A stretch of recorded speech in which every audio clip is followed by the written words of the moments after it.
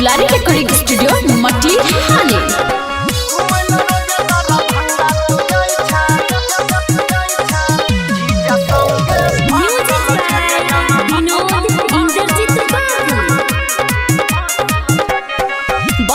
छौरा किया लबर लबर तोरा बनैबो नै आपन लवर रे सुना हो गई बोला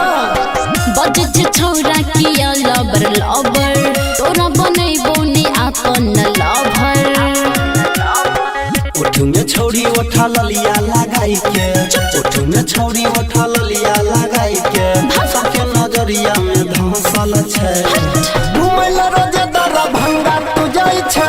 जीजा संगे फसल छगे जना घुमैला रोजे मधुबनी तू जाई छै जीजा संगे फसल छै अरे तू देखली अरे हो गए घुमैला रोजे दरा भंगा तू जाई छै डीजे रंजन बिस्मी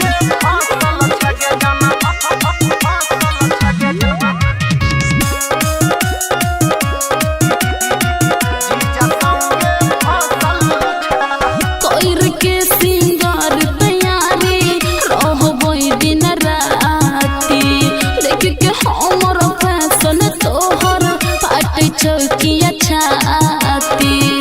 रे बुझले कि ना जीजा पर लुटाई देबही सबटा तू प्यार गे जे बही ससुरवा तकी कहतो तोरा भतार गे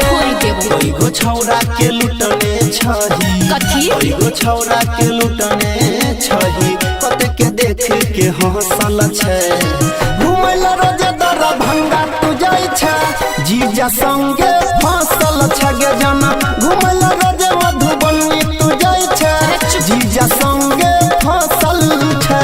अरे मुंह में फोड़ दे मुंह संभाल के बोल अगर धीरे धीरे मन चोट लगैया घुमैला रोजे दरा डीजे रंजन बिस्मी जीजा संगे फसल छगे जना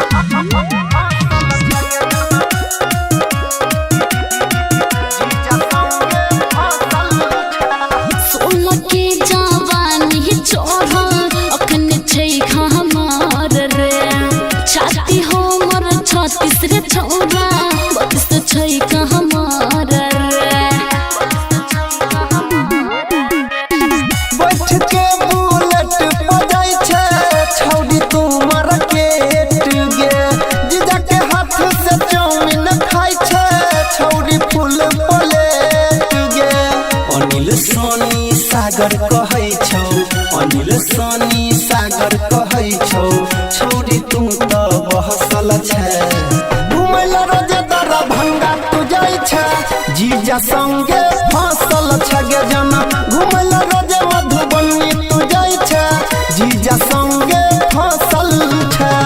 दुलारी रिकॉर्डिंग स्टूडियो मटिहानी नगर पालिका।